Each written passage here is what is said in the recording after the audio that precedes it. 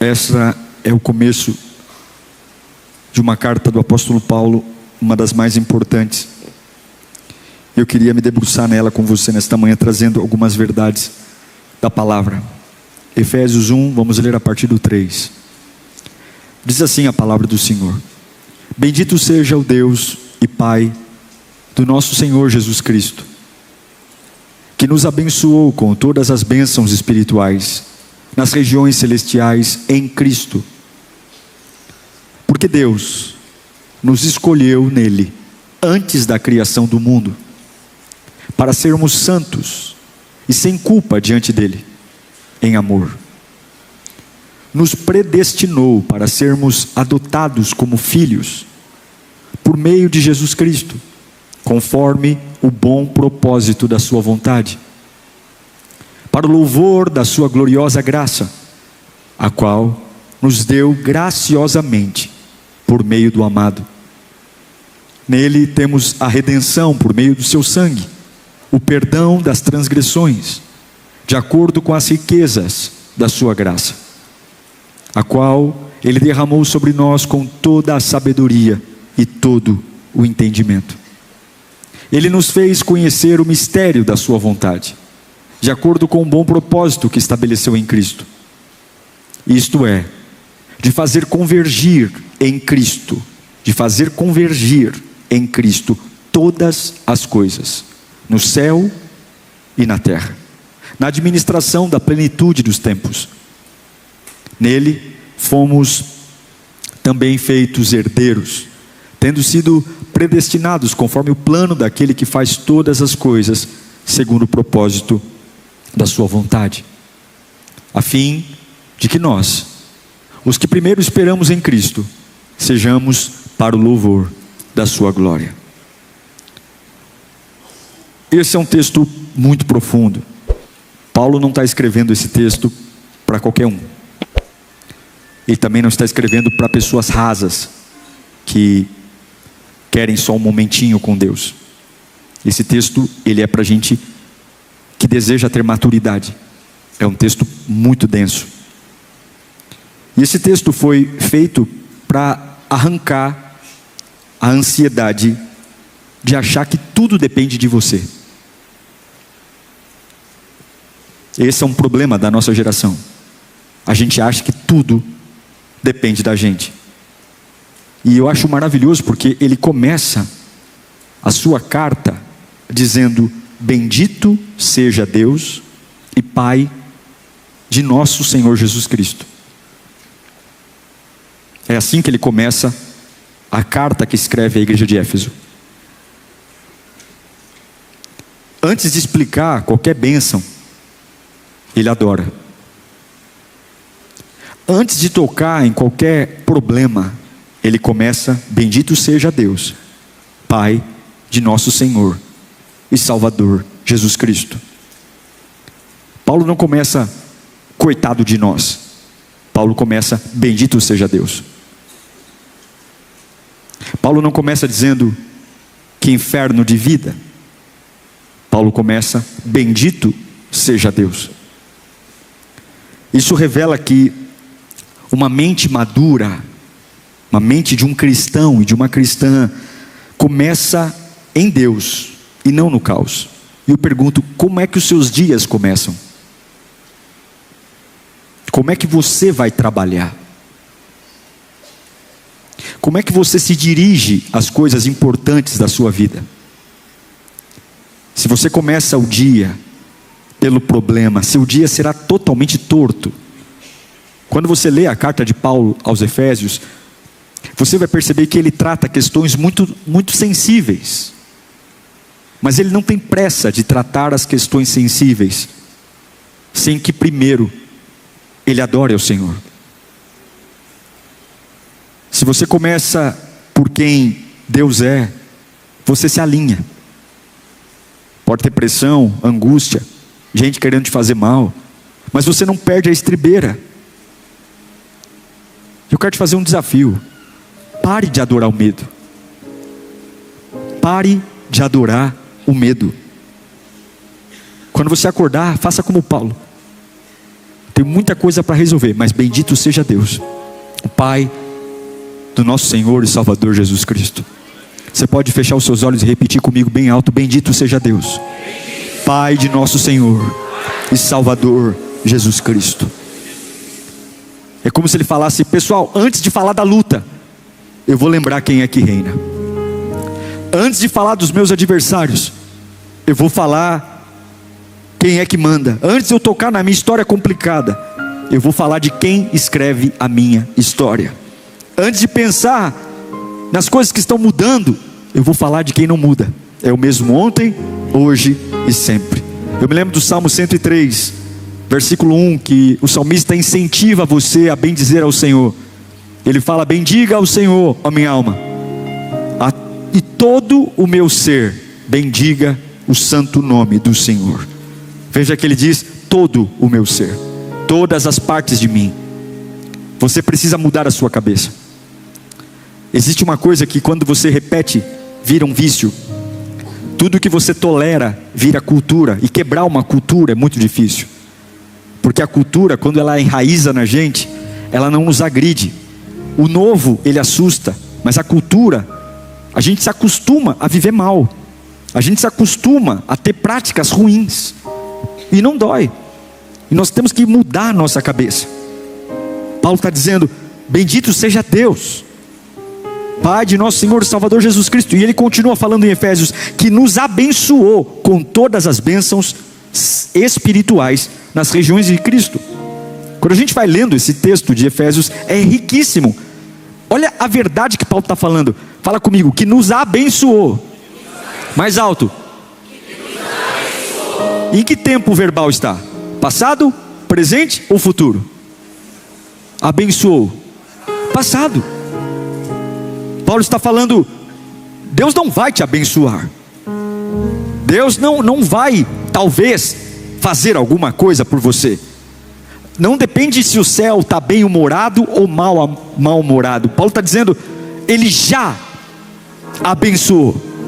Já abençoou. Paulo fala que a bênção do passado já foi definida para o meu futuro. E isso é tão maravilhoso, porque existem coisas, gente, que a gente está esperando a nossa experiência de vida para entender se vai dar bom ou vai dar ruim. Existem algumas coisas que a gente fica torcendo para dar certo, e como a gente é tolo, porque é só olhar para a palavra. Você não precisa torcer, porque ainda que você não tenha vivido a experiência que você tanto quer, há uma verdade na palavra de Deus que você não pode ignorar: você já foi abençoado. Paulo está dizendo: Ele já nos abençoou. E é triste porque tem gente implorando por coisas na igreja, fazendo campanha: Senhor, me dá, porque é pura ignorância. A Bíblia diz que Ele já abençoou. Tem pessoas chorando, dizendo: por favor, Senhor, me ouve. Ouvir o que, meu filho? Era só ler aos Efésios capítulo 1, versículo 3. Eu já abençoei você nas regiões celestiais e terrenas. Aos Hebreus capítulo 11, verso 1, o autor diz que a fé é a certeza, é a confiança daquilo que esperamos, é a certeza das coisas que não vemos. Nós não vemos, mas é real. E é por isso que nos movemos. O humano, o comum, ele sente, e quando sente, reage. Nós cremos, nós desafiamos o mal. Nós olhamos para aquilo que não funciona e dizemos para aquilo que não funciona o que Deus já me disse: eu sou abençoado. Eu não flerto com a crise, eu piso na crise. Aí você diz: nossa, pastor, eu queria ter essa força. Em você não há essa força vem pela palavra. Conhecereis a verdade, e a verdade vos libertará. E eu estou pregando, se você não sabia até antes desse culto, eu quero declarar esta palavra de Deus para a sua vida. Efésios capítulo 1, versículo 3. Você já é abençoado. Você não vai ser abençoado. Não vai ter nada que vai abençoar você. Você já foi abençoado. Você só não manifestou ainda, mas já é abençoado. Deus não improvisa no futuro de seus filhos. E se não aconteceu, talvez seja porque você não se posicionou. Talvez seja porque tem idolatrado o medo, o caos. E ao invés de começar bendizendo ao Senhor, tem se perdido nas batalhas inúteis da vida. Eu me lembro de Isaías capítulo 46, verso 9 e 10. Porque Deus não improvisa. Deus não é bagunçado como a gente, que começa com uma prioridade, larga e pega outra coisa para fazer. Olha o que Isaías 46:9 diz, palavra de Deus: lembrem-se das coisas passadas, das coisas muito antigas. Eu sou Deus. Isso aqui é resposta para alguém que está aqui, para alguém que está muito preocupado, dizendo: eu não sei como eu saio disso. Eu sou Deus e não há outro. Eu sou Deus e não há outro como eu. Desde o início, faço conhecido o fim. Ele já sabe como vai terminar. E desde os tempos remotos, o que ainda virá. E eu digo: o meu propósito, isso é tão maravilhoso, o meu propósito permanecerá em pé, e farei tudo o que me agrada. Ele está dizendo: desde o começo, eu já sei como acaba. Deus vê o fim desde o começo. Você está vendo uma cena só, Deus já viu o filme todo. Você está chorando, dramatizando um capítulo só, Deus já viu o filme todo. Você está enxergando a sexta-feira, Deus já viu o domingo, a outra segunda-feira, a outra terça-feira. E o diabo vai perder força nesta tarde, porque esse medo que te oprime, você está chorando por conta de um capítulo, mas hoje Deus vai te fazer rir, porque você sabe que o teu final está nas mãos dele. Aleluia, aleluia. Isso é maravilhoso, porque quem governa o fim não entra em pânico no meio. Quem governa o fim, eu não sei se você já assistiu filme com alguém, e você está vendo o filme pela primeira vez, e a pessoa com quem você está assistindo o filme já assistiu o filme, e você está vendo o vilão ali tripudiando sobre o mocinho. Tem coisas que revoltam você, e aí você olha para a pessoa que já assistiu o filme dizendo: calma, calma, calma que já vai ficar bom, calma. É mais ou menos assim que acontece no céu. Você está nervoso, dizendo: essa semana a Capetolândia se levantou, essa semana está ruim demais. E Deus está dizendo: se você falasse comigo, eu ia dizer: calma, calma, que eu já vi como vai acabar. Que a unção de Deus desça sobre você nesta manhã, e que você entenda que Deus sabe como vai acabar. Não vai quebrar, não vai morrer, não vai falir, não é o que parece. Deus nos escolheu antes da criação do mundo. É isso que Paulo fala em Efésios. Deus, igreja de Éfeso, Deus escolheu você nele antes da criação do mundo. Antes de você casar, Deus já tinha te escolhido. Antes de você ter o sobrenome que tem, antes de você cometer o seu erro, ou até os seus acertos, antes de você entrar numa fase ruim, antes de alguém se apaixonar por você, Deus já tinha escolhido você. Deus já sabia. Eu não sei, mas isso me tranquiliza, porque a gente acha que Deus ele vai reagindo à nossa vida. Se a gente acerta, não. Deus já reagiu antes de tudo acontecer. Ele já reagiu. Isso revela que o propósito dele não depende da minha performance. Alguns estão preocupados com performance, mas o amor que ele tem por mim não vem da minha performance, do meu talento, vem de uma decisão soberana dele. Ele ama você, irmão. Olha, pode ser que muitas pessoas não gostem mais de você. Pode ser que tem gente que não gosta do teu jeito. E talvez nem você, algumas vezes gosta de si mesmo. Mas tem uma coisa que ninguém pode mudar. Você não é amado pelo seu talento, e nem se as pessoas dizem que você é amado. Você é amado porque Deus escolheu amar você. Esse é um fato que o diabo vai ter que engolir, querendo ou não. Eu não sou amado porque sou talentoso. Eu não sou amado porque me chamo Diego. Eu não sou amado porque sou pastor. Eu sou amado porque o soberano Deus escolheu me amar.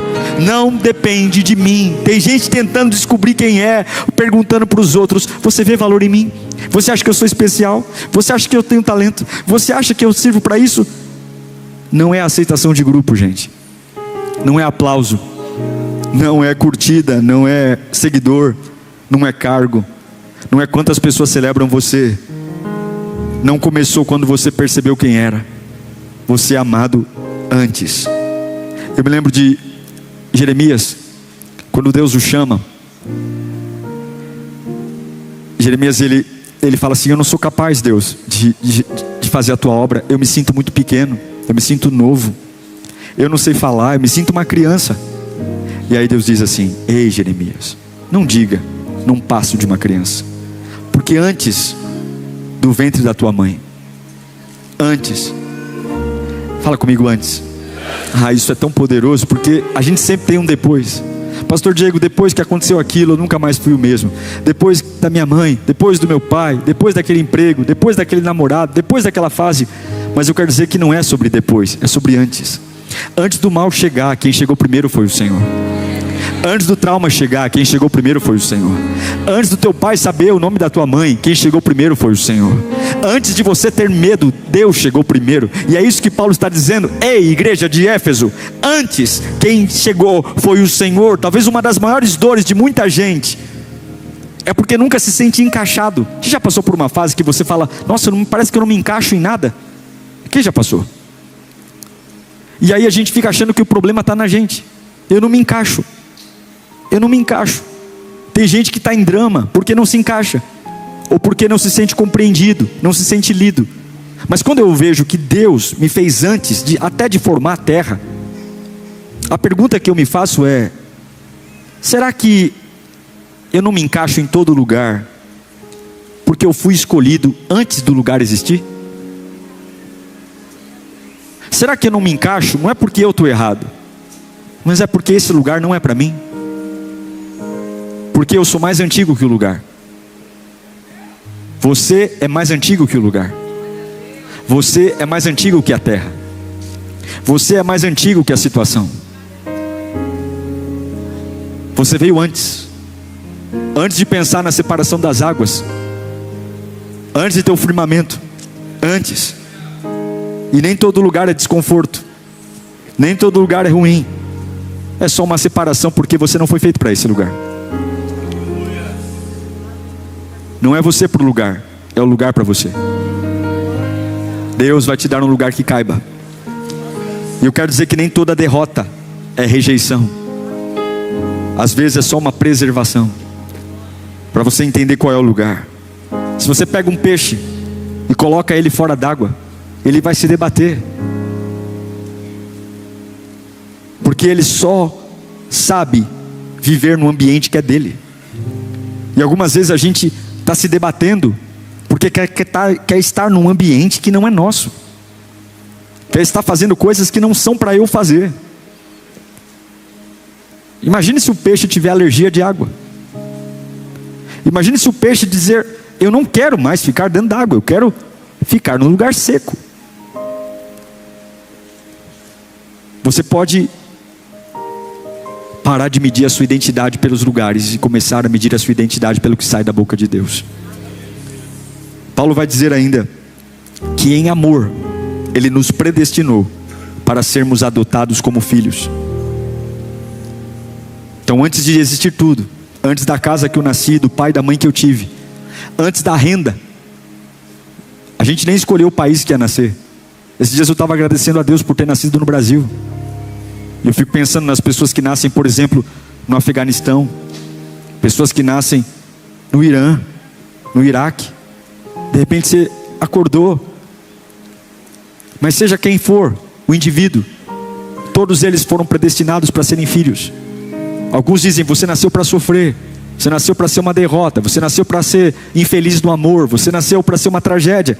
Mas Paulo olha para a igreja de Éfeso e diz: Ele, em amor, predestinou vocês para serem filhos, adotados. Deus não quer só usar você, Deus quer receber você. Deus não quer só o teu dom, um ativismo de igreja, saber aonde você vai servir. Deus não quer só empregar você numa obra, para você ser útil, bater cartão na igreja, carregar um crachá. Deus quer trazer você para perto, é o filho adotivo. E é tão interessante porque o filho biológico, a mãe, ela não tem muita escolha. Claro que tem mães que abandonam, mas o filho biológico é gerado. Agora o filho adotivo é uma escolha consciente de um pai ir lá e dizer: não, eu quero você realmente perto de mim, eu quero você aqui. E a Bíblia diz, Paulo diz para a igreja de Éfeso: Ele os amou e os adotou. Em outras palavras, você não era um filho legítimo, você não era alguém que ele precisava ter um compromisso. Ele podia deixar a gente lá jogado numa caixa de papelão no meio da avenida, mas ele decidiu ir até lá me adotar, ir no cartório, derramar o sangue dele, pagar um preço altíssimo para dizer na minha certidão de nascimento: filho de Deus, lavado e remido no sangue do Cordeiro. Eu me lembro de Romanos capítulo 8, verso 15, e eu quero declarar que enquanto leio esse texto, se houver alguma rejeição no seu coração, alguma revolta interna, eu não sei para que eu estou pregando aqui, mas o Espírito Santo vai preencher cada buraco da sua alma nesta manhã, porque você não vai mais sofrer nos capítulos terríveis que está vivendo. Deus não abre mão do final que escreveu para você. Olha o que eu quero profetizar, levante suas mãos para cá. Pois vocês não receberam um espírito de escravidão, toda a escravidão sai da sua cabeça nesta manhã. Você não recebeu para novamente temerem, mas receberam o Espírito que os torna filhos, por adoção, por meio do qual clamamos o que, Lírio? Abba, Pai, meu Pai. Grita: meu Pai. Você não é filho de chocadeira, você é filho de Deus. Levante sua cabeça nesta manhã. Eu não sei o que estão falando, você é um filho de Deus. Saia dos cantos e volte a crer que você é um filho de Deus. E filho não negocia aceitação, filho descansa porque pertence ao ambiente. Tem muita gente cansada porque está trabalhando para ser aceito. Trabalhando para ser aceito. Tem muita gente cansada porque está trabalhando para ser amado, trabalhando para ser aceito. Filho não trabalha para ser aceito, filho é filho. Filho não ora para ser aceito. Filho não serve na igreja para ser notado. Filho não corre para Deus aprovar. O filho, ele simplesmente sabe que é filho. É filho. Eu me lembro de uma história, uma vez li, de um menino que ele foi adotado, depois de passar por várias casas.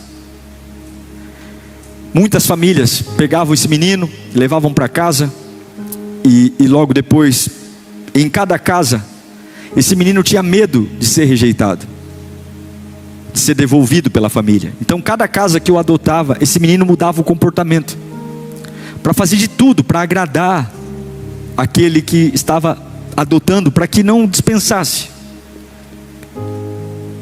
Ele tentava agradar, ele tentava adivinhar o gosto do pai adotivo, da mãe adotiva. Ele tentava fazer de tudo para não errar, para tentar merecer ficar naquela casa, para tentar não ser rejeitado e jogado. Até um dia, que um dos vários pais adotivos, o pai que estava com ele naquele momento, chegou para ele e disse: filho, você não precisa mais se comportar desse jeito para ficar aqui em casa.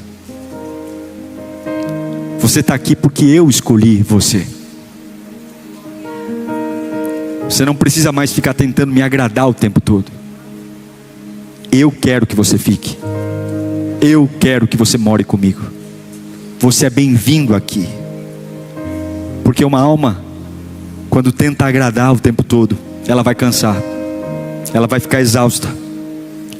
Mas você não precisa, porque nunca foi sobre o seu comportamento, sempre foi pela graça de Deus. E sabe o que é graça? Efésios 2:8 diz: pois pela graça vocês são salvos. Não adianta, filho, querer agradar o pai. Nunca será porque você agrada o pai, é por meio da fé.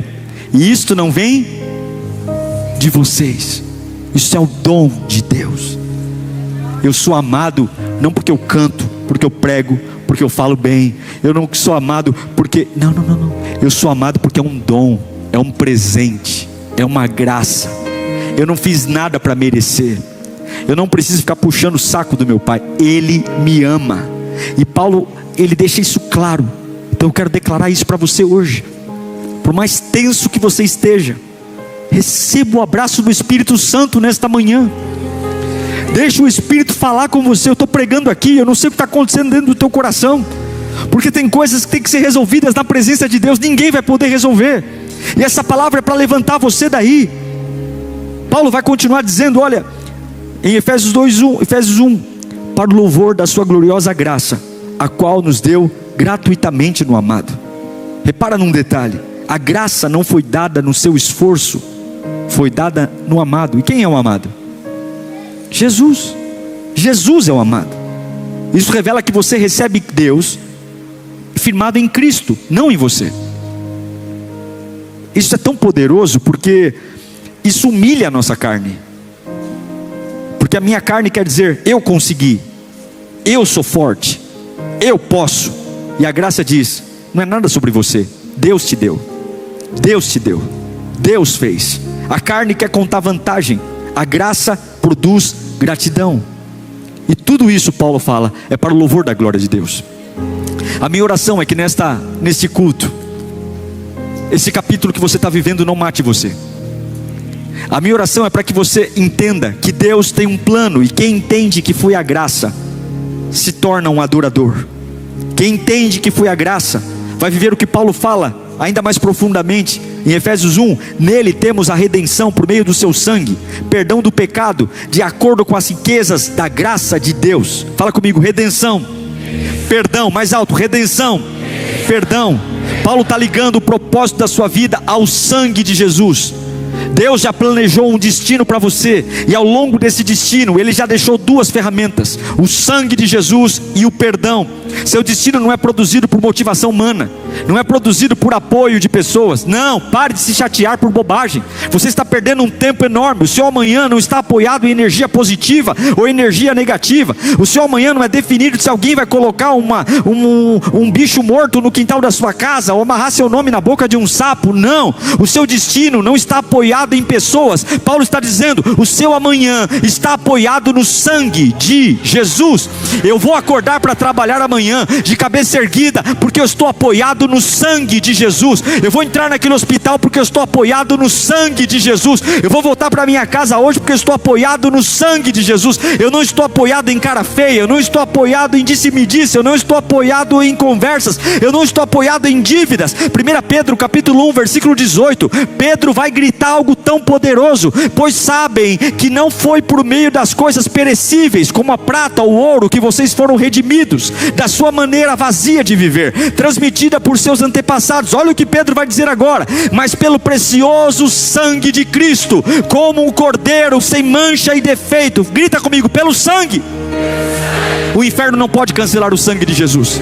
O dia mau não pode cancelar o sangue de Jesus. A traição não pode cancelar o sangue de Jesus. O pecado não pode cancelar o sangue de Jesus. A culpa não pode cancelar o sangue de Jesus. Eu vou me levantar porque eu tenho o sangue de Jesus. Agora eu quero me levantar porque eu tenho o sangue de Jesus. E sabe o que Paulo fala? Que aquele que é adotado como filho, aquele que bendiga o Senhor, a Bíblia diz, está na sua Bíblia, eu li com você, ele revela o mistério da sua vontade. Sabe o que significa? Coisas que pessoas não veem, você vai começar a ver. Coisas que pessoas normais não enxergam, você vai começar a enxergar. Paulo está dizendo que aquele que entrega a sua vida, aquele que é adotado como filho, Deus revela o mistério da sua vontade. Aquilo que estava escondido, que ninguém via, você vai começar a ver. Repare no detalhe, nos revelou, significa que estava escondido, mas quando eu entendo quem eu sou, Ele revela. Eu não sei para que eu estou pregando aqui, mas algumas batalhas não serão vencidas no seu esforço. Você vai vencer quando acender a luz.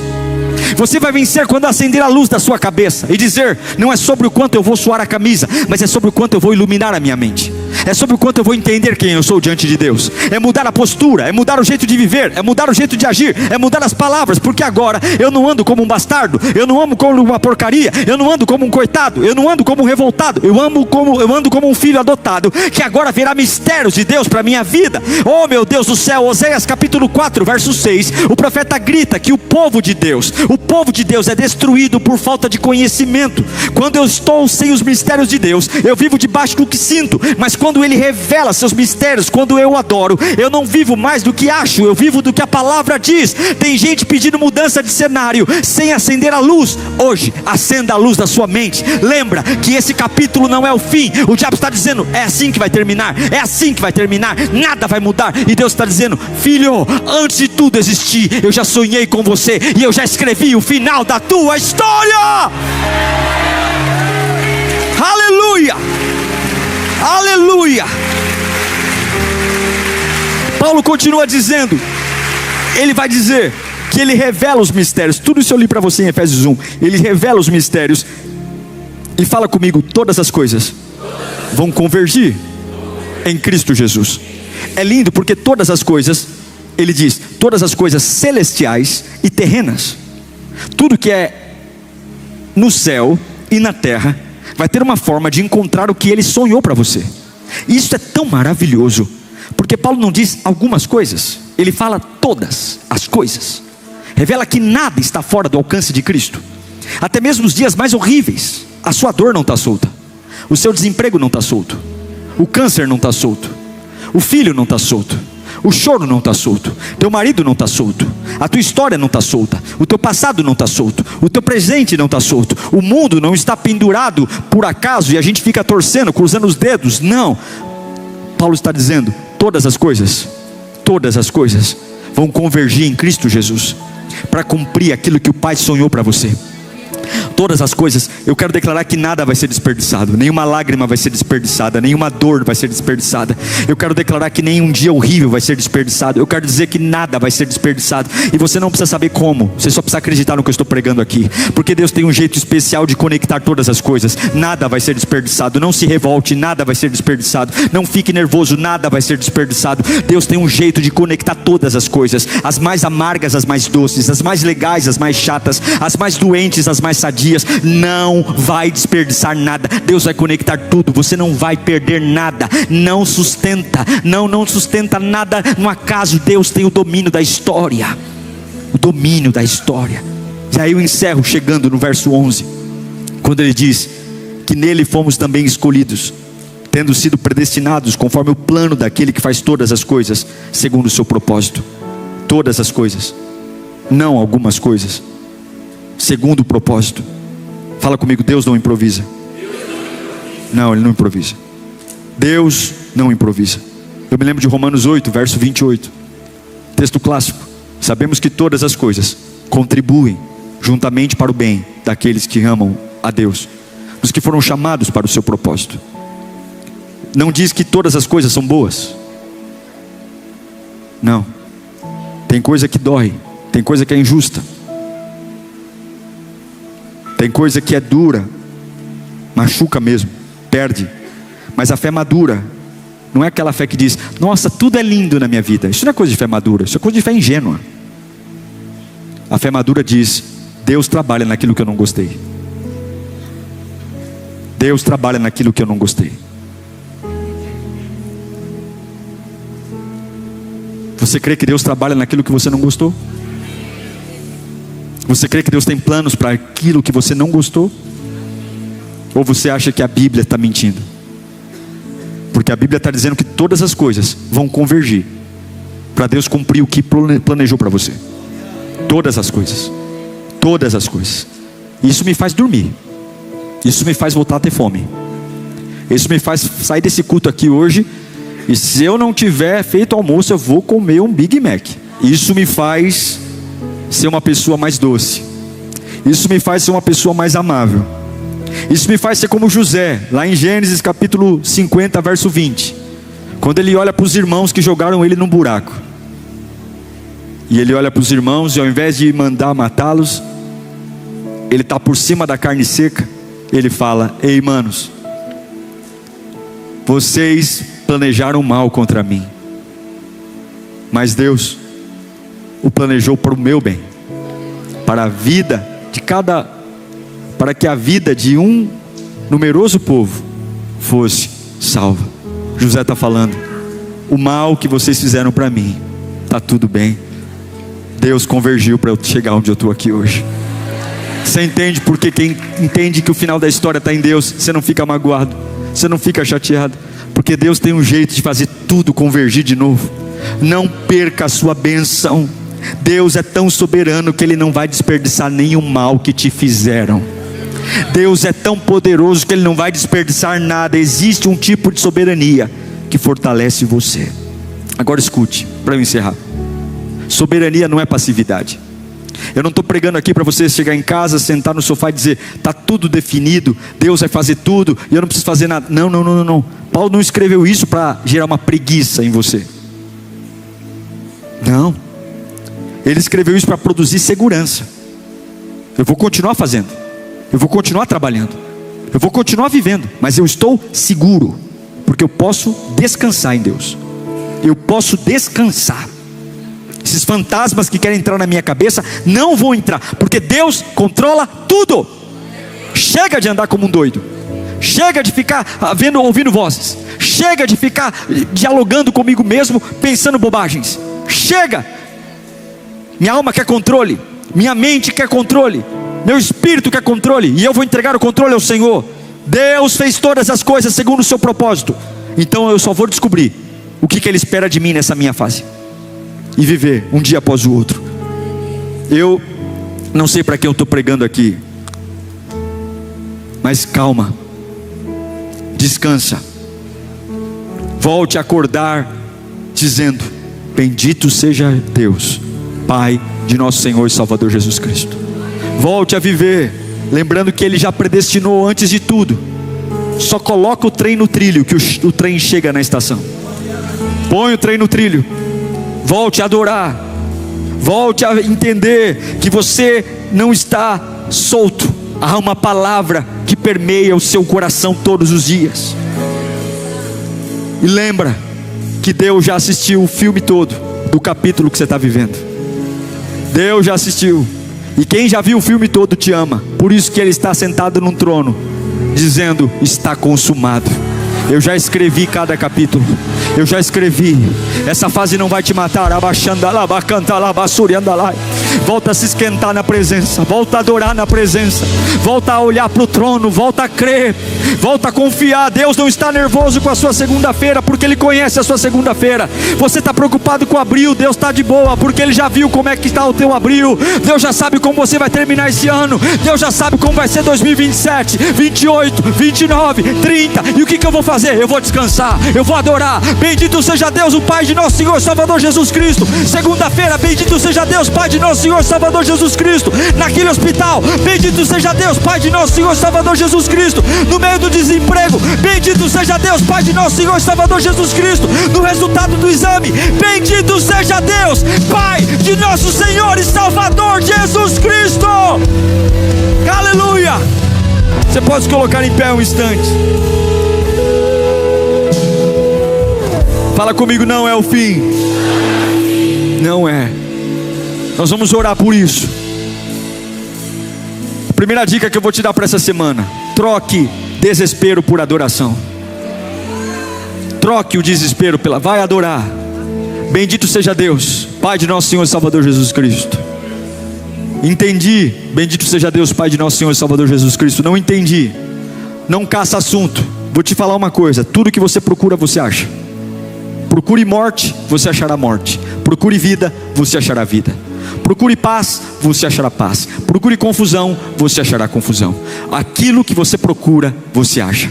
Procure presença de Deus, que você verá a glória em todos os cantos da sua vida. Segunda coisa: pare de interpretar sua vida pelo que você está vendo hoje. Pare de interpretar. Sua vida não é hoje. Eu não sou hoje o que fui ontem.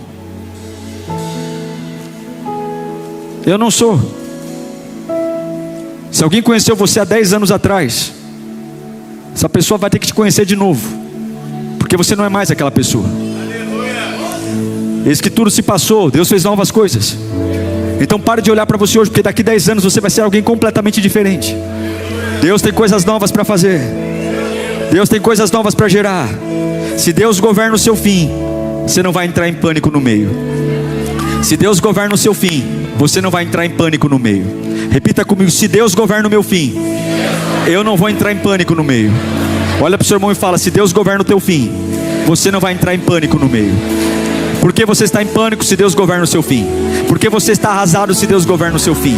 Eu sei como vai ser o meu fim. O meu fim vai ser no arrebatamento. Se eu estiver morto, a minha sepultura vai abrir e eu vou ressuscitar.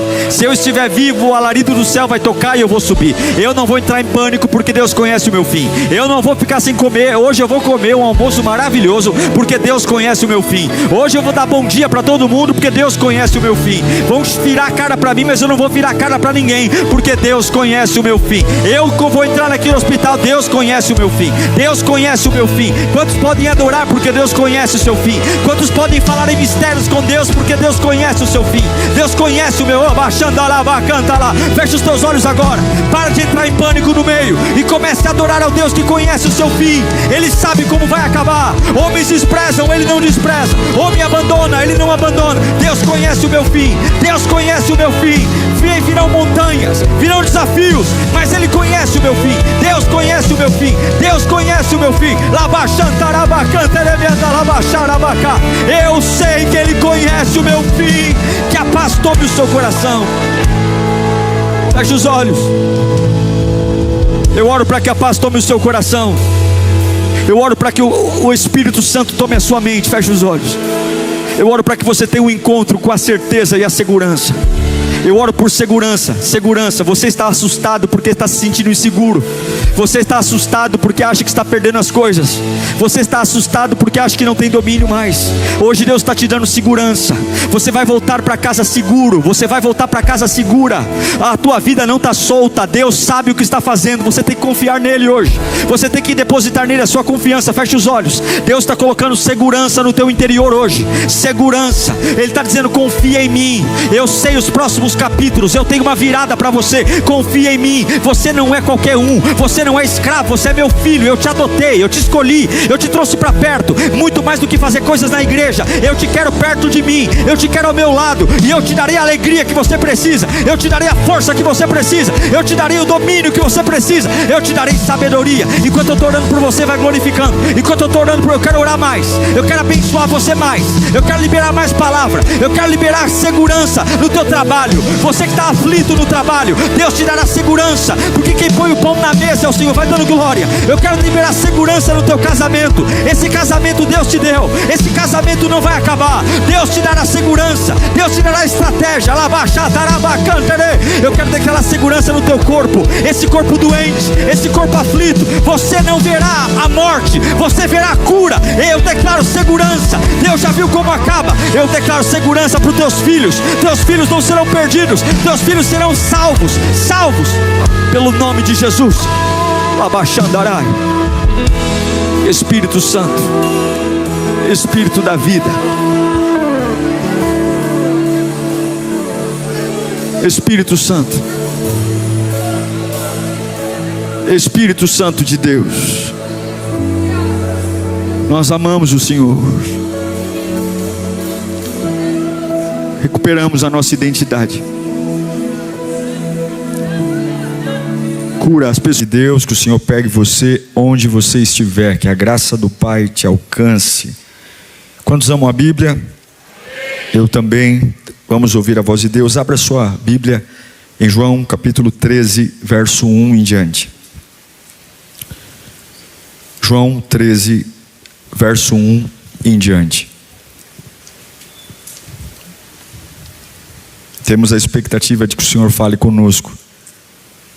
Desde que o Espírito Santo toque em você. Desde que o Espírito Santo toque numa área que normalmente você não deixa as pessoas tocarem. Deixe o Senhor dirigir você. E para isso tem que ter humildade. Para isso precisa desejar mudar. Talvez esse seja o nosso maior desafio. Permitir mudanças. Resultados novos queremos, mas poucos querem mudar. E a minha oração é: Deus, muda-nos. Abra os nossos olhos. Tira as escamas dos nossos olhos.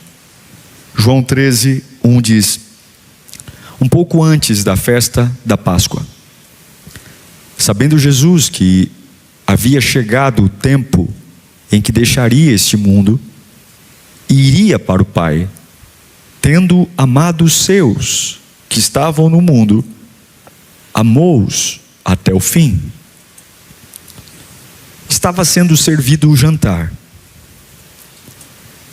E o diabo já havia induzido Judas Iscariotes, filho de Simão, a trair Jesus.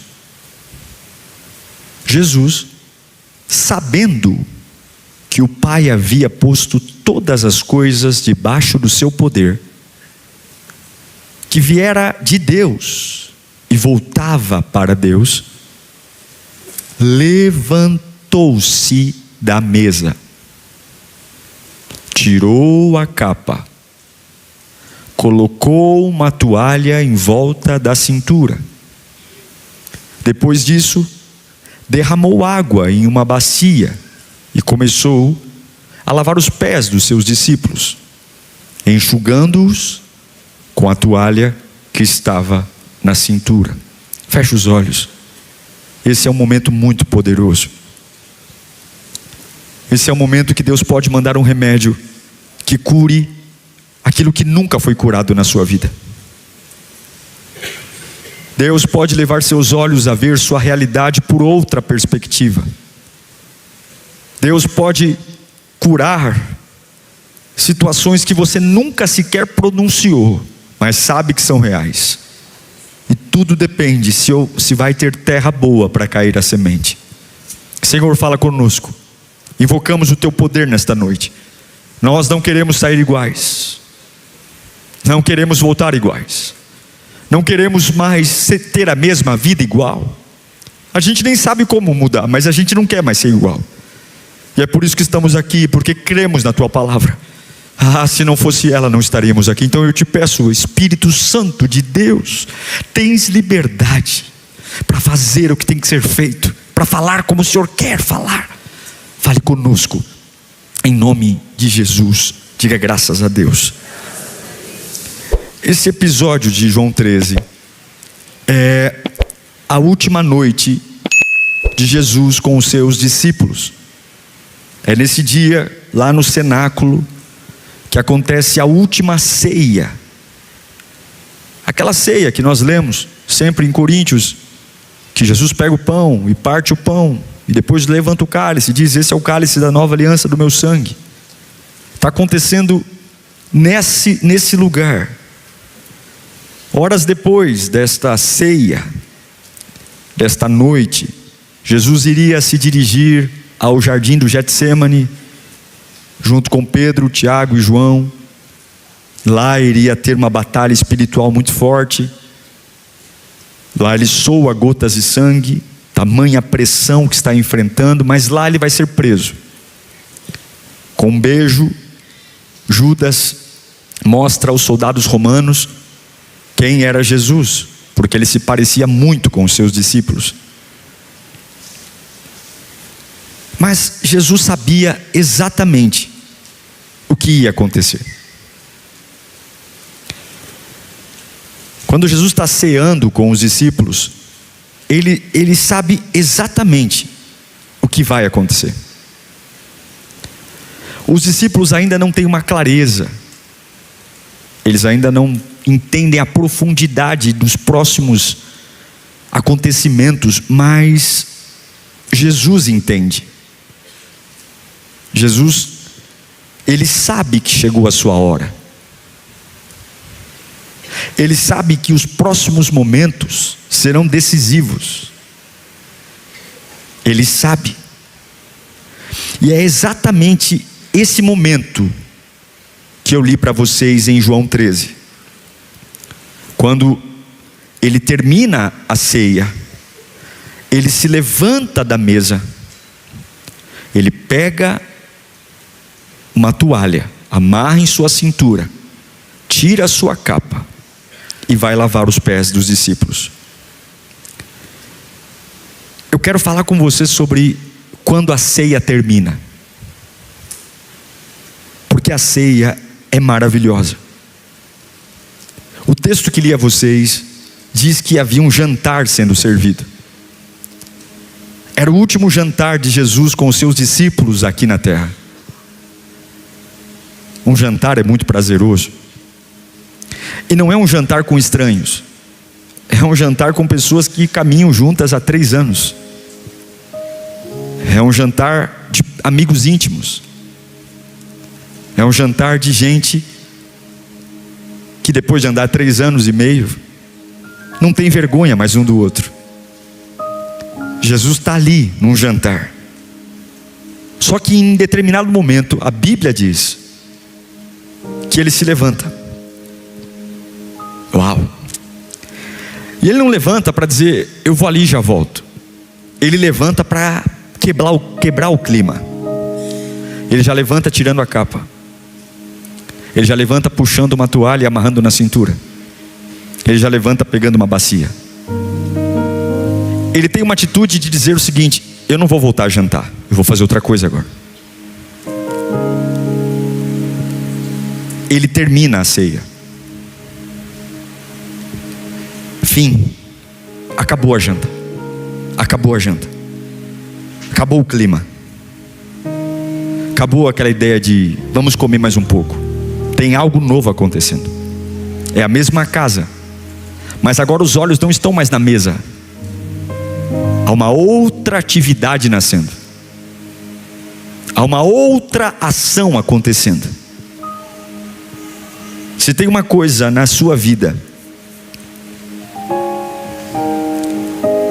que esteja te incomodando, talvez não seja porque essa coisa está errada, sabe? Talvez seja porque terminou e você não aceita. Eu percebo que tem ambiente que a gente fala, puxa vida, é maldição, só pode ser. Porque estava tão gostoso aqui, essa ceia, esse pão, esse vinho, e de repente o clima mudou, é maldição. Não é maldição. Muitas vezes terminou, acabou. Foi bom, mas acabou. Tem fase que não vira inimiga. Tem fase só que termina. É isso que Jesus está fazendo. Aquela mesa, quando ele senta com os 12 discípulos, aquela mesa é muito importante. É naquela mesa que eles põem o valor do pão e o valor do vinho. Aquela mesa é importante, mas não é porque o lugar é importante que é um lugar de permanência. Ainda sendo uma mesa muito importante, Jesus levanta e acaba com a ceia.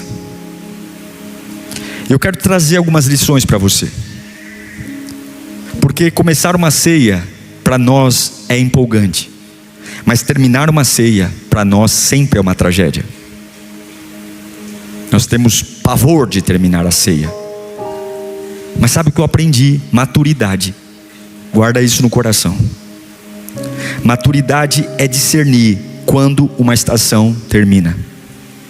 Pessoas maduras têm a capacidade de dizer: uau, o Espírito está falando comigo, realmente essa fase passou.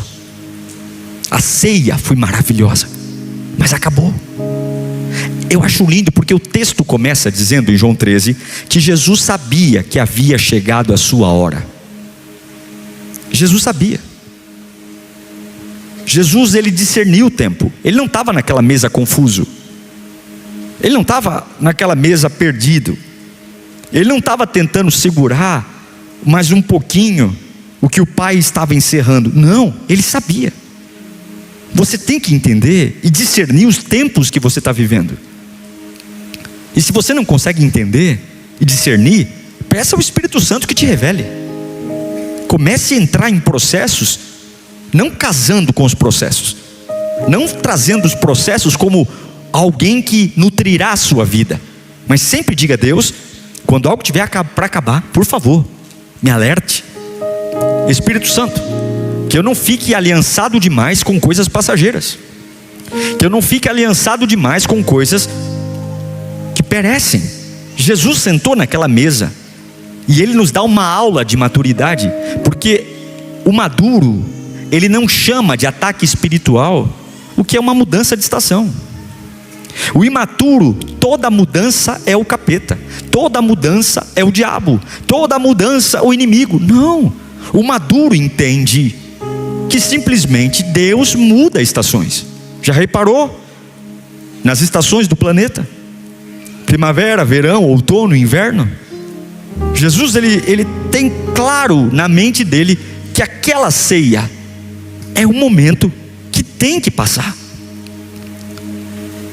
Por mais agradável que seja a companhia, tem que passar.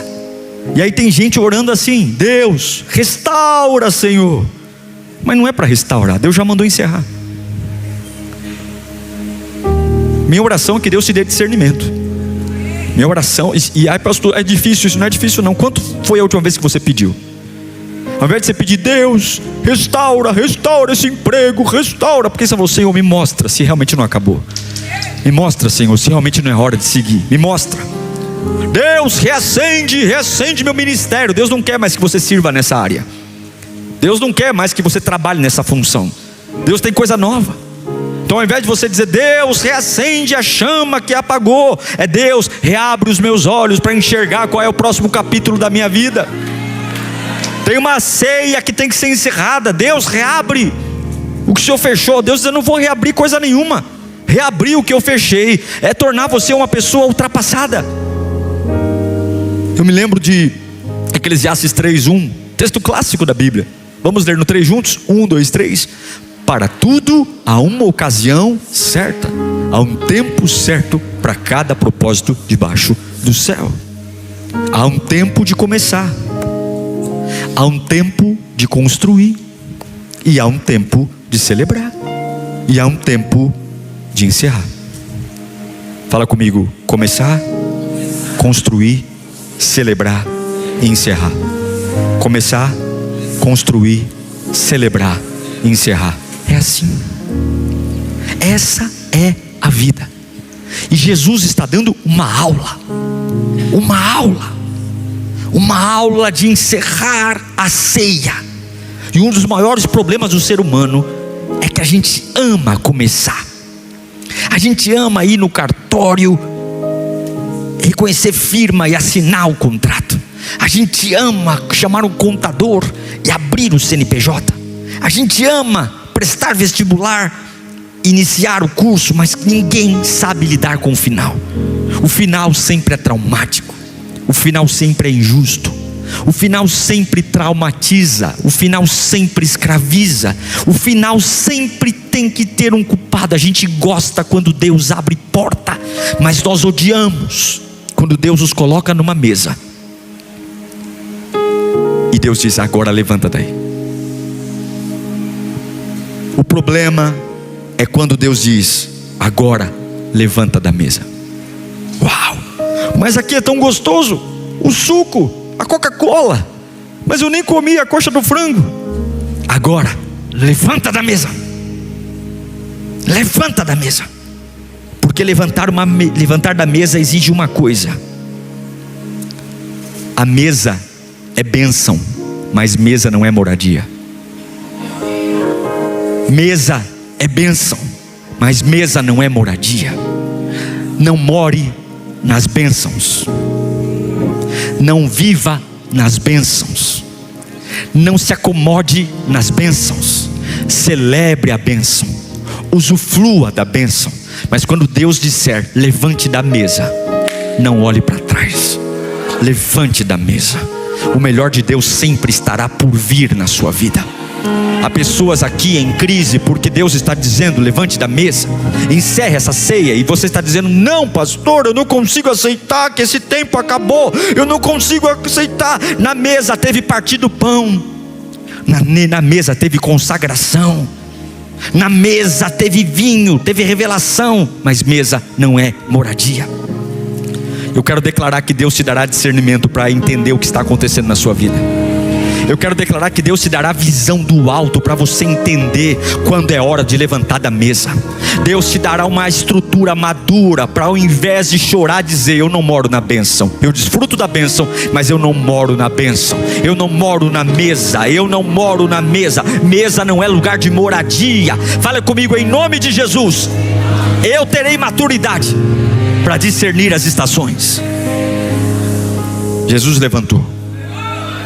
Eu fico tentando imaginar as pessoas. Vem Jesus, e sabe o que é lindo? Ele não pede permissão para ninguém. Ele não pergunta a opinião dos outros. Quando Jesus se levanta da mesa, algo lindo acontece. Ele levanta da mesa porque é um perigo ficar à mesa. Voltando para João 13, a mesa era boa, a mesa não era ruim, era uma mesa de comunhão, de proximidade. Pessoas íntimas estavam ali, Pedro, Tiago, João. Era uma mesa de ensino. Mas sabe o que eu quero te ensinar? Até boas mesas têm prazo de validade quando o propósito se cumpre. A questão é que você tem que ser tão desapegado que a única coisa que faça você ficar apegado é a presença e o propósito de Deus. Não se acostume demais com aquele sofá maravilhoso, porque vai chegar uma hora que Deus vai dizer, levante do sofá. Não se acostume demais com aquela cama maravilhosa, aquele lençol de linho, porque algumas vezes Deus vai dizer, pule da cama. Não se acostume demais com o teu talento, dizendo, eu estou tão confortável com o que eu estou fazendo, porque algumas vezes Deus vai dizer, largue o microfone e vá fazer outra coisa. Não se acostume demais com o carro maravilhoso que você tem. Algumas vezes Deus vai dizer, largue esse carro e troque de carro. Não se acostume demais com a metragem do seu apartamento, porque algumas vezes Deus vai fazer você levantar de mesas confortáveis, não porque te odeia, mas porque tem novos capítulos para vir, e Ele não vai abandonar você. O texto não diz que Jesus, Ele tirou o valor da ceia. Não. A ceia teve o seu valor. Aquele momento de Jesus com os discípulos é lembrado por nós em todos os nossos encontros de ceia, todos os dias. Foi um momento importante. Apenas diz que terminou. Não é sobre achincalhar a memória. Não é sobre dizer que eu estou desrespeitando o que aconteceu. É sobre entender que até coisas preciosas terminam. É sobre entender que coisas que me alimentaram terminam. Coisas que arrancaram lágrimas de alegria também terminam. Isso revela algo importante. Você pode ser grato por uma estação e ainda assim precisar sair dela. Você pode ser grato pela vida de uma pessoa e ainda assim ter que terminar com essa amizade com ela. Você pode ser grato por uma igreja que você congregou e ainda assim você tem que sair dela. Você pode ser grato por algo que trabalhou numa empresa. Alguém pagou uma bolsa de estudo para você e ainda assim sair de lá. Sair de um lugar não significa que eu não tenho gratidão àquele lugar. Significa que é uma voz que me move. E eu sei que tem pessoas em crise aqui, porque você criou uma aliança com a bênção. Você criou uma aliança com pessoas que te ajudaram. Criou uma aliança com pessoas que cuidaram de você. Mas se você estiver preso numa versão antiga da sua própria vida, presa num ambiente que já não cresce mais, presa numa mentalidade que Deus já pediu para você abandonar, a sua alma vai travar. A sua alma vai adoecer. A mesa é importante, mas a mesa não pode te algemar nela.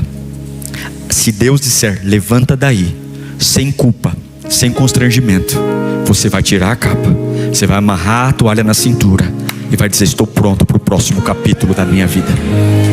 Eu estou pregando para alguém aqui que vai ser desapegado. Eu não estou falando desapegado de forma irresponsável. Estou dizendo, eu não estou apegado às coisas desta terra. Eu estou apegado à voz que vem do céu. Eu estou declarando hoje em nome de Jesus que toda trava que está sobre a sua visão vai cair por terra nesta noite. Toda trava que está travando a sua fé vai cair por terra. Porque quem não entende, quando a ceia termina, transforma a memória em prisão. Quem não entende, quando a hora de levantar da mesa, se torna um saudosista, um crente chato, que não brilha mais, que o coração não arde, que perde os dons, não ferve na presença, porque está preso numa memória. Preso numa memória. Quantos crentes velhos andam por aí, com saudade de coisas que não voltam mais, de cultos que não voltam mais, e graças a Deus que não voltam mais, porque o pão de ontem está duro. O pão de ontem está embolorado. Eu não quero pão de ontem, eu quero pão de hoje. Você está com saudade de pão velho? Se o padeiro faz pão todo dia, para que tu quer pão de ontem? Se o padeiro põe pão para assar todo dia, para que tu quer pão de ontem? Pão de ontem está velho. Pão de ontem é para quem não tem onde se sustentar. Eu sou filho, e filho não come pão de ontem, filho come pão do dia. Deus tem pão do dia para você. Largue os pães, ame os pães de ontem, mas levante-se daí. Sua memória não pode ser uma prisão. Gente que tem memória de congresso, memória de culto, memória de empresa, não consegue fazer nada novo, não tem criatividade, não consegue sentar numa mesa e projetar futuro, sempre abre baús, porque está preso. Sabe por que está preso? Porque não entende quando a ceia termina. Eu quero dizer que essa ceia que você quer voltar e fazer tudo de novo, ela já acabou, lindão. É só você que não se tocou ainda. Deus não vai mais partir o pão, Ele já partiu. Deus não vai mais consagrar o vinho, Ele já consagrou. Sabe o que Deus está fazendo? Ele já está fazendo no outro cômodo da casa. Levanta da ceia se você quer Deus, e vá viver o que Ele está fazendo ali à frente. Levante-se da mesa, levante-se da mesa. Pare de fazer biquinho, pare de fazer greve. Levante-se da mesa. Levante-se da mesa. Só que naquela mesa, o texto diz outra coisa. Além de que a mesa tinha comunhão, a Bíblia diz também, lindão, que o diabo havia induzido Judas a trair Jesus. naquela mesa maravilhosa, cheia, naquela mesa maravilhosa, cheia, mas havia traição ali. Mesas maravilhosas também têm traição. E isso ensina algo tão profundo, tão poderoso, porque mesmo que a mesa esteja cheia, não significa que ela esteja completamente saudável. Nem tudo que parece ser é o que é. Nem toda companhia que parece ser aliança é aliança. Nem todos aqueles que caminham comigo, fazem carinho em mim, são todos aqueles que realmente me amam. Nem toda permanência é vontade de Deus. E sabe o que é o mais lindo de tudo? Jesus sabia daquilo. Jesus não estava enganado, ele sabia que era o tempo. E Jesus sabia da traição de Judas, porque o próprio Cristo diz que o inimigo, o diabo, já tinha se manifestado no coração de Judas. E mesmo assim, mesmo sabendo que na mesa tinha um traidor, Jesus não perdeu o discernimento do tempo. Quando você percebe que alguém próximo a você vai trair você, como você lida com o tempo? Quando você percebe que alguém próximo a você não é o que parecia ser, como você lida com o tempo? Jesus tem um traidor na mesa, mas quando é hora de levantar, ele simplesmente levanta. A presença de Judas não alterou o relógio de Jesus. A presença do traidor não pode alterar o relógio da presença de Deus na sua vida. A presença da decepção não pode mudar o cronograma do que Deus quer fazer em você. Pastor, eu descubra o que você quiser, só não toca no cronograma do céu na tua vida. É dia de orar, ora. É dia de servir, sirva. É dia de ofertar, oferte. É dia de falar em mistérios, fale. Deixe que o traidor faça o que quer fazer. Traidores não alteram o tempo do relógio que Deus estabeleceu na minha vida. Relógio que tenho com Deus é entre eu e Deus. Traidores não alteram o que eu tenho que fazer. É hora de levantar? Eu levanto. Não peço permissão a Judas, não falo com Judas, eu levanto. Não sei para que eu estou pregando aqui, mas tem gente atrasando a obediência porque está esperando o ambiente ficar mais leve. Tem gente aqui atrasando o avivamento porque está muito preocupado com o que estão falando de você. Eu estou muito decepcionado, pastor, porque naquele ambiente de unidade eu descobri que tem um Judas esperando as pessoas pedirem perdão, esperando as pessoas me entenderem. Mas quando Jesus, ele simplesmente vê que Judas está na mesa, ele não fala com Judas, ele não bate boca com Judas, ele não fala para Judas se arrepender, ele simplesmente levanta da mesa, porque é hora de levantar. Judas não podem impedir você de fazer o que tem que fazer. Judas não podem impedir você de se levantar quando é hora de se levantar. Judas não podem fazer você ficar um segundo sequer numa mesa quando já é hora de se levantar. E Deus está dizendo, você está atrasado. Judas tem te atrasado por anos, mas hoje esta palavra vai arrancar você desse banco. Hoje essa palavra vai tirar seu bumbum da cadeira. Hoje essa palavra vai arrancar você desse lugar, porque já está na hora de você se levantar desse lugar maravilhoso, porque tem algo novo para chegar. Grita comigo: Judas não vai alterar meu relógio com Deus. Não vai. Nenhum Judas vai alterar seu relógio com Deus. Eu não vou ficar mais tempo na cama por causa de Judas. Eu não vou passar a noite acordado por causa de Judas. Eu não vou deixar de orar por causa de Judas. Eu não vou deixar de cantar por causa de Judas. Eu não vou deixar de buscar o meu Deus por causa de Judas. Judas que se vire com o capeta que está dentro dele, eu vou cumprir a vontade do Pai. Judas que se vire com o capeta que está usando ele, eu vou viver a vontade do Pai. Cada um que lute com aquilo que domina a si mesmo. Eu vou lutar com a presença para ser cada dia mais cheio, cada dia mais tomado pela presença. Deus está tirando pessoas da cadeira hoje. Você vai se erguer neste culto, você vai se levantar neste culto. A Bíblia diz que ele se levantou. A sua obediência a Deus não pode ficar refém da imaturidade dos outros. Você não pode dizer que para ser fiel as pessoas ao teu lado têm que ser fiéis. A tua obediência a Deus não pode estar conectada à imaturidade ou refém da infantilidade dos outros. Se é a hora de levantar, eu sinto muito por quem não é, eu sinto muito por quem não tem. Minha maior fidelidade é o Deus da minha vida. Eu declaro uma nuvem de avivamento tomando conta de você nesta noite. Oh, meu irmão, foi tudo maravilhoso, mas está na hora de fazer algo novo. Está na hora de fazer um reboliço.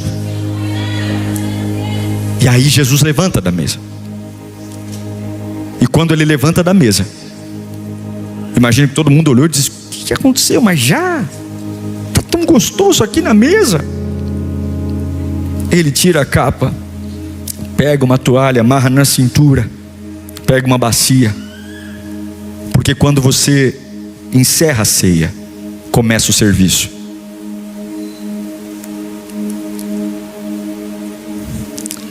O texto diz que ele levantou. Fala comigo: bacia, toalha, serviço. Ele vai fazer uma função complicada. Ele vai lavar os pés dos discípulos. Enquanto a ceia está acontecendo, enquanto ele está sentado, todo mundo recebe. Porque à mesa você recebe pão, você recebe vinho, você recebe comida. E Jesus ensinou que tem momentos que a gente precisa sentar mesmo e receber. Tem momentos que a gente precisa comer, a gente precisa encher a pança. Tem momentos que a gente precisa ser servido. Mas quando a ceia termina, eu tenho que levantar e eu preciso parar de receber e começar a entregar. Eu preciso parar de querer ser servido para começar a servir. Porque isso é reino. Reino é entender que a ceia é importante. É importante chegar aqui no culto, sentar e comer. Mas chega uma hora que eu tenho que levantar da mesa e começar a servir pessoas, e começar a entregar. Jesus não precisava fazer isso. Jesus poderia pedir o vinho na boca. Jesus poderia pedir que o abanassem, porque o calor estava extremo. Não. Ele tira a sua túnica. Ele está disposto a molhar a mão. Ele está disposto a tocar no pé de quem está cheio de poeira. Porque isso é reino. Reino não se manifesta na mesa. Reino se manifesta no servir. A mesa é para nivelar, para encher. A mesa é para sustentar. Mas chega uma hora que eu tenho que entender quando acabou o tempo de sentar à mesa e levantar para servir. Jesus sai da mesa para entrar na toalha. E alguns aqui vão começar a sair da mesa para entrar na toalha. Está na hora, Deus manda dizer para alguns aqui: está na hora de sair de um ambiente de consumo para entrar num ambiente de entrega. Está na hora de sair de um ambiente de quero comer para começar a servir. Você quer ver avivamento na sua vida? Pare de consumir apenas e comece a entregar. O Cristo, Filho do Deus vivo, a segunda pessoa da Trindade, o Emanuel, Deus conosco, arranca a túnica, põe toalha na cintura, ajoelha e diz: dá teu pé que eu vou te servir. Dá teu pé que eu vou te mostrar como é que o reino de Deus funciona. A ceia termina e é a hora de servir. E eu quero declarar, porque algumas pessoas estão querendo voltar para a ceia, porque estão acostumados em comer, estão acostumados com aquela fase boa. Jesus está dizendo: tem fase boa também quando você entrega. Tem milagre que nasce quando você serve. Tem avivamento que só vem com a bacia na mão. Tem poder que só desce quando a toalha está na mão. Tem coisa que vem com pão e com vinho, mas tem outras coisas que vem quando você pega no chulé do teu irmão, quando você pega na frieira dele, quando você pega no pé do outro. Todo mundo vai dizer: eu nunca te vi pior. E o céu vai dizer: eu nunca te vi maior, eu nunca te vi melhor. Alguns vão dizer: nossa, eu nunca te vi tão pior. Você estava bem na mesa todo elegante, e agora você está aí tomando chuva, e agora você está aí pegando o ônibus indo para a igreja, e agora você está abrindo mão de uma vida antiga para servir a Deus. Bobinho, está perdendo dinheiro. E o céu vai dizer: continua, continua, porque eu nunca te vi melhor. Porque só os grandes descem, só os grandes descem. Só o Cristo Todo-Poderoso pegou a toalha, a bacia, e foi lavar os pés. Em Marcos capítulo 10, 45 diz: pois nem mesmo o Filho do Homem veio para ser servido, mas para servir e dar a sua vida em resgate de muitos. Esse é o caminho de Cristo. Tem gente querendo mais unção, mas não quer levantar da mesa. Tem gente querendo mais poder, mas não quer levantar da mesa. Tem gente querendo glória, mas não quer levantar da mesa. Não quer acabar com uma fase infantil, não quer acabar com uma cabeça infantil, não quer acabar com uma história infantil, não quer acabar com um tempo que foi bom, mas agora a fase passou, lindão. Para, levanta, vá entender o novo movimento do céu para você. Vá entender para onde o vento está soprando, porque existe uma fase em que realmente a gente recebe: vinde a mim, todos que estão cansados e sobrecarregados, que eu te alivio. Mas depois de ser aliviado, tomai sobre vós o meu jugo. Aprendei de mim, que sou manso e humilde de coração. Tem uma fase que a gente come, mas tem uma fase que a gente amarra a toalha na cintura e entrega o que recebeu do Senhor. Existe uma outra fase que você tem que derramar.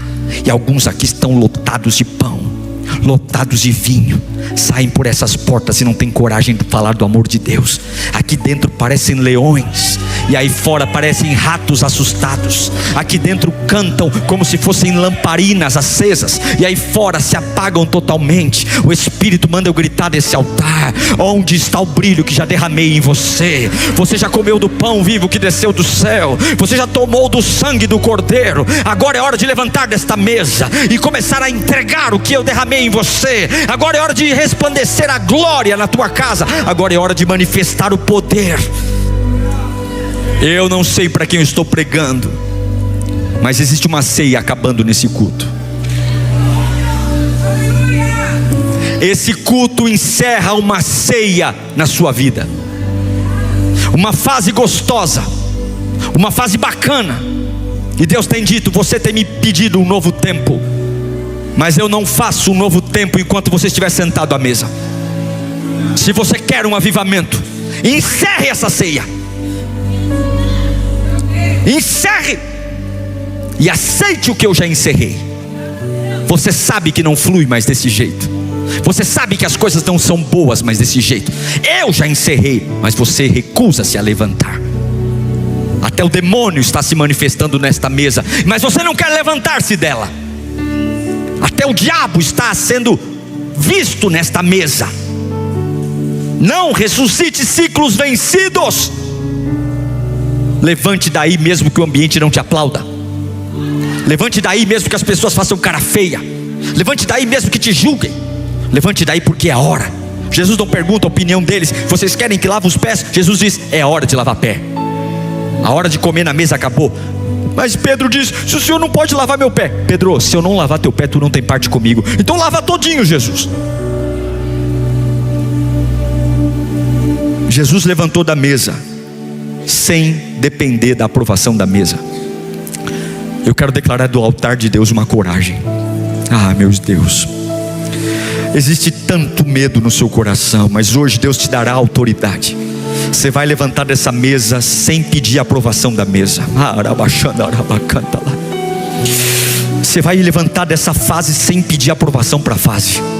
Deus está dizendo: a toalha já está pronta, a bacia já está pronta, já tem um novo tempo. Levanta dessa mesa.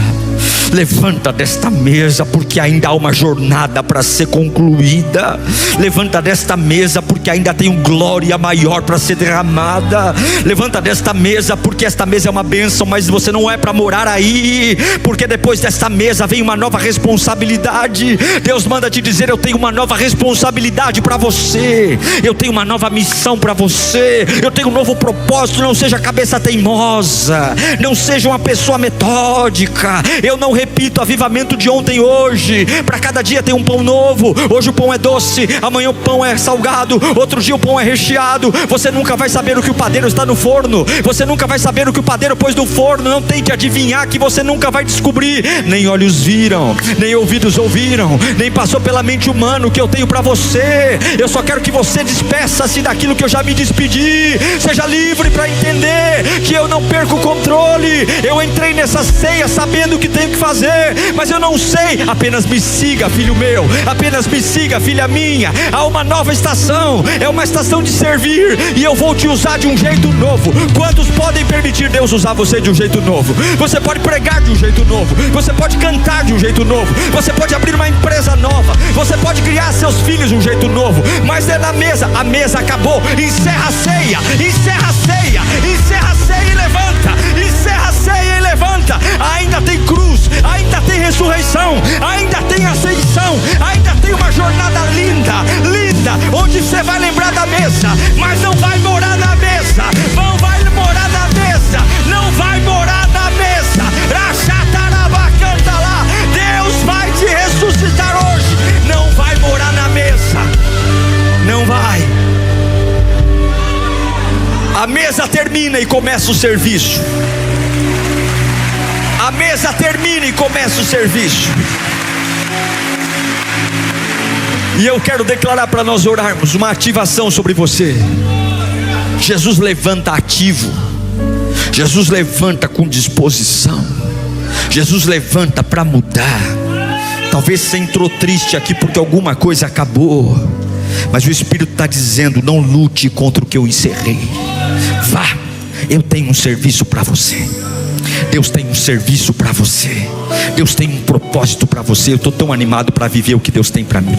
Eu estou tão animado para saber qual é o novo nível do meu ministério pastoral. Eu estou tão animado para descobrir qual é o meu novo nível como pai, como marido. Eu estou tão motivado para saber qual é o meu novo nível como empreendedor. Eu estou tão motivado, pastor, mas a mesa está tão maravilhosa. Eu não moro em mesa, eu celebro mesa, mas eu não tenho apego à mesa. Eu tenho apego àquele que me coloca na mesa e me tira da mesa, aquele que me chama, aquele que me conduz. Eu não idolatro mesa, eu idolatro aquele que é o meu Deus. Eu amo a mesa, mas eu não tenho saudade da mesa, porque o melhor está por vir. Meu Deus, levanta, levanta da mesa. Eu encerro dizendo que a ceia terminou. Qual é a sua ceia? Qual é a sua ceia? Eu já tive ceias que tive que terminar. A gente é apegado à ceia, mas a ceia termina, e eu tive que aprender a servir.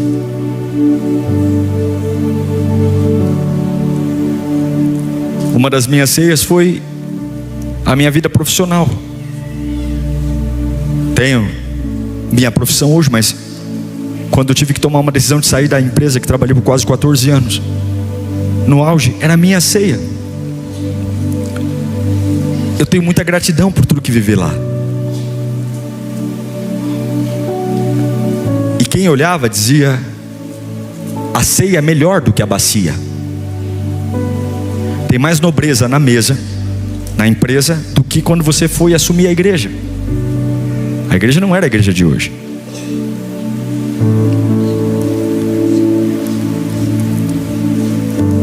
Mas Deus sempre vai honrar.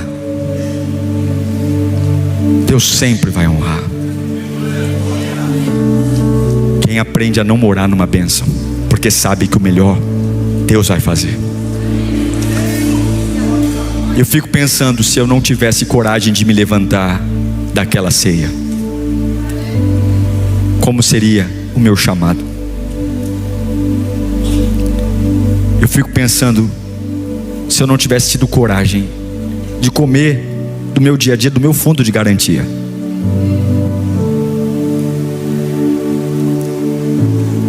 Talvez a Lírio seria o que é, mas não seria comigo. E está tudo bem, porque a obra de Deus não depende de mim. A obra de Deus é feita por Deus. Se não fosse eu, seria outro. Mas eu quero participar. E só participa do que Deus está fazendo quem tem coragem de se levantar na ceia. Que você tenha coragem de se levantar nessa ceia. Feche os seus olhos. Deus está chamando você para encerrar alguma coisa, porque Ele já encerrou. Deus está te chamando para viver de um novo jeito, para pegar uma bacia, uma toalha. Você já consumiu bastante, você já bebeu bastante, já comeu bastante, e Deus agora está dizendo: eu quero que você derrame. Eu preciso que você derrame. Agora é hora de se levantar. As pessoas têm uma expectativa sobre você e está na hora de surpreendê-las. Elas têm opiniões sobre você, elas pensam coisas horríveis de você, elas nem imaginam a transformação. Mas nessa mesa você é tão comum. Mas quando você se levanta para servir, quando você se levanta para derramar, você expressa o que é o meu reino na terra. Porque só os grandes descem, só os grandes vivem o que todo mundo vive, mas não entrega a morte, entrega a vida, entrega a unção, entrega o poder. O grande não é aquele que diz eu sou. O grande é aquele que diz: me dê seu pé que eu vou lavá-lo. O grande é aquele que depende tanto de Deus, que não precisa do aplauso humano, não precisa da aprovação dos homens, mas ele levanta dizendo: já comi, quero mais, quero orar mais. Eu não vou me satisfazer com esta mesa se existem coisas para vir. Deus está dizendo: por que você está tão felizinho se você ainda não chegou no fim da jornada? Por que você está tão acomodado se eu tenho tantas coisas para fazer ainda? Por que você está aposentando a chuteira, pendurando a chuteira, se eu ainda não acabei o jogo? Por que você está se conformando com essa aposentadoria da minha presença, se eu tenho planos para você? Levanta da ceia, encerra a ceia, levanta da ceia. Eu declaro dons sendo ativados nesta noite. Você pode colocar em pé um instante. Dons vão ser ativados aqui hoje. Eu declaro o avivamento no teu coração nesta noite. Eu quero que você feche os teus olhos. Você vai orar comigo. Nós vamos orar por uma manifestação de Deus.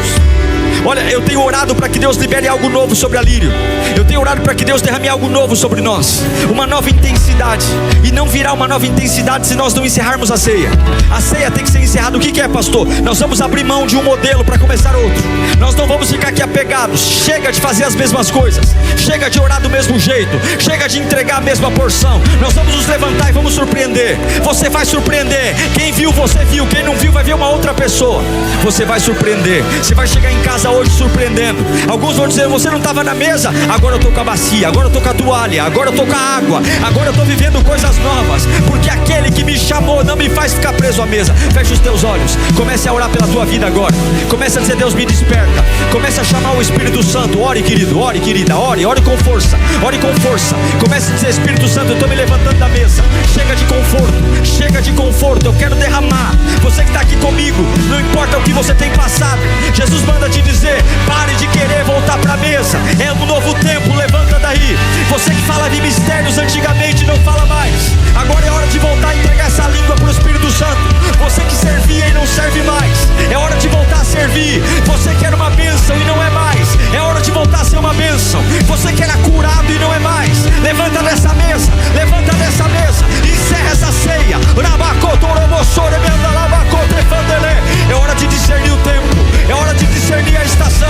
Levanta da mesa, levanta da mesa. Meu Deus do céu, eu estou me levantando para receber poder. Receba poder do alto. Não pare de buscar. O Espírito Santo está começando a fazer algo lindo no teu interior. Algo lindo está acontecendo aí. Algo lindo está acontecendo aí. Deixe que a glória venha, deixe que o poder venha. Feche os olhos. O Espírito Santo vai tomar você. Se você quer se levantar da mesa, Deus vai começar a mexer na sua cabeça. Uma graça vai descer sobre você agora. Uma unção de força vai descer sobre você. Você vai começar a transbordar algo lindo de dentro para fora. Tem tanta coisa armazenada em você. Tem tanta coisa que o Espírito já falou e você está guardando, você está retendo, mas hoje não vai reter mais, hoje vai fluir. Olha, quem está sentado do teu lado vai receber. Não tem como segurar mais, Deus está te puxando hoje. Não tem como reter mais. Fecha os teus olhos. Sinta o vento das asas dos anjos voando aqui nesse tabernáculo. Sinta a glória de Deus envolvendo você. A ceia foi maravilhosa, mas agora é o novo tempo. Deus manda te dizer: eis que estou fazendo uma coisa nova. Eu estou fazendo uma coisa nova e está começando agora. Eu estou fazendo uma coisa nova na sua boca. Eu estou fazendo uma coisa nova no seu corpo. Eu estou fazendo uma coisa nova na sua mente. Eu estou fazendo uma coisa nova no seu trabalho. Eu estou fazendo uma coisa nova no teu ministério. Eu estou fazendo uma coisa nova nos teus dons. Eu estou fazendo uma coisa nova dentro de você. Eis que faço uma coisa nova. Levanta da mesa para uma coisa nova. Levanta da mesa para uma coisa nova. Os que recebem dão liberdade. Os que recebem permitem que o Espírito flua. Os que recebem deixe que a glória jorre. Os que recebem deixe que a unção transporte. Os que recebem deixe que o fogo venha. Os que recebem deixa que o dunamis manifeste-se. Eu estou fazendo uma coisa nova, porque a ceia acabou, mas eu não acabei. O tempo acabou, mas eu não acabei. A fase acabou, mas eu não acabei. Receba poder.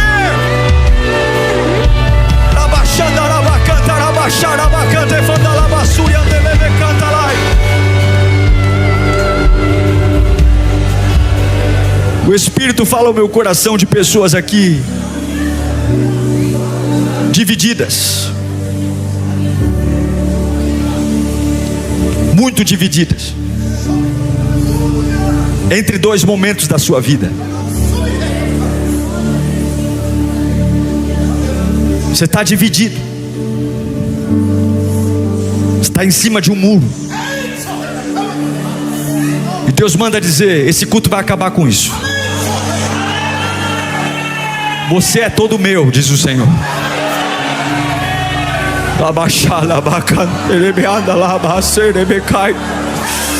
Tu és meu.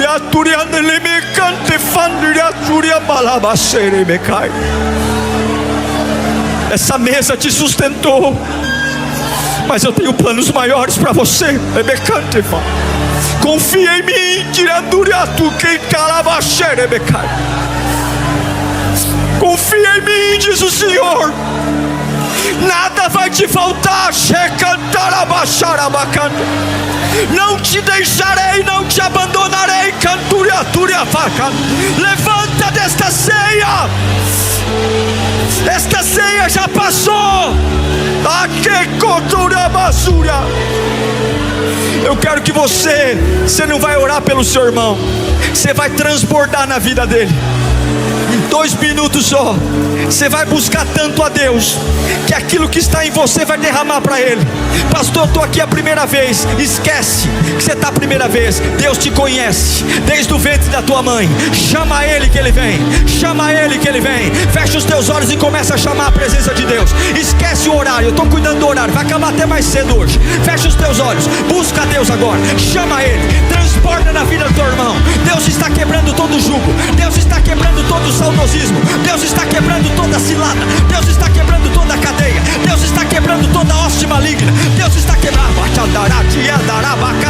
Levanta da ceia, levanta da ceia, levanta da ceia, levanta da ceia, levanta, levanta, levanta, levanta, levanta. Acabou, passou, chega, faz novo, tempo novo, vida nova, faz nova, tempo novo, vida nova, faz nova, tempo novo. Foi, levanta da ceia, levanta da ceia. Transporta na vida dele. Pai, eu te peço, enche os teus filhos, encha com poder, encha com poder, encha com poder, encha com glória, encha com unção, encha até transportar, encha para viver o novo, encha para viver o transportar. Você que está em casa, receba poder,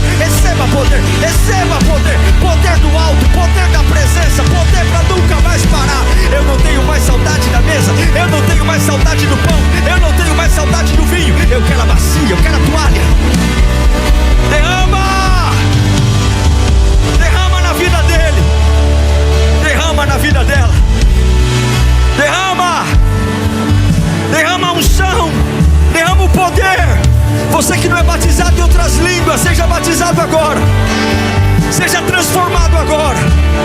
Flua a presença de Deus, flua, flua, flua, flua, flua, flua, flua, flua, flua e renova, flua e renova, flua e renova, flua e renova. Sem saudade, sem saudade, sem saudade. Chega de saudade, sem saudade. Eu estou me levantando, eu estou me levantando, eu estou me levantando, eu estou me levantando. Chega de saudade, chega de saudade. Eu estou me levantando agora, me levantando como nunca antes. Eu estou me levantando na minha melhor versão. Eu estou me levantando para ser usado por Deus. Eu estou me levantando para ser uma tocha. Eu estou me levantando para ser luz. Eu estou me levantando para viver os planos de Deus. Eu não tenho saudade da mesa. Eu não vou olhar para a mesa. Fala comigo: Jesus, eu estou me levantando da mesa. Obrigado por ela, mas já não é mais para mim. Eu estou pronto a derramar.